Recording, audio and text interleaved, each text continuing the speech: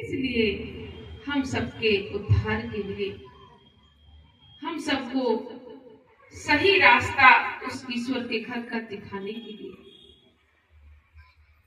अगर हम फिर भी उनके वचनों को ना माने, वो इतनी लंबी यात्रा करके आ जाते हैं, करोड़ों योजन की यात्रा दूरी की करके आते हैं। कहाँ उनका देश है? स्वर्ग से ऊपर सहज कमल तृप्ति, 10वां द्वार भंवर गुफा सचखंड से लेकर कहां से कहां की यात्रा तय करके महापुरुष हम सब के लिए यहाँ आते हैं। और एक हम है कि हम 2-4 किलोमीटर, 10 किलोमीटर,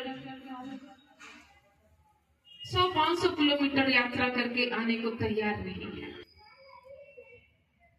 देखिए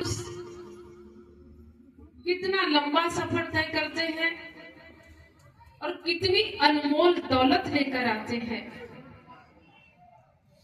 जिसके लिए महापुरुष कहते हैं शीश दिए गुरु मिले तो भी सस्ता जान।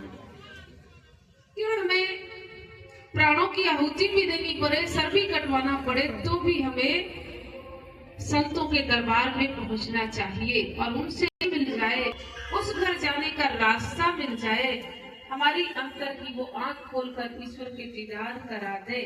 तो इससे बड़ी बात और क्या है हमारे लिए?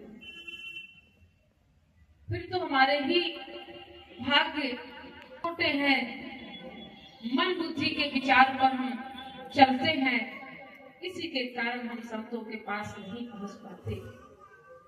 परंतु वो अपना काम करने से कभी पीछे नहीं हटते, वो आते रहते हैं और निरंतर अपना उपदेश भी देते रहते हैं। कभी वो पुरुष के रूप में आते हैं तो कभी स्त्री के रूप में आते हैं, कभी वो हिंदू में आते हैं तो कभी सिख में आते हैं, तो कभी ईसाई में आते हैं, तो कभी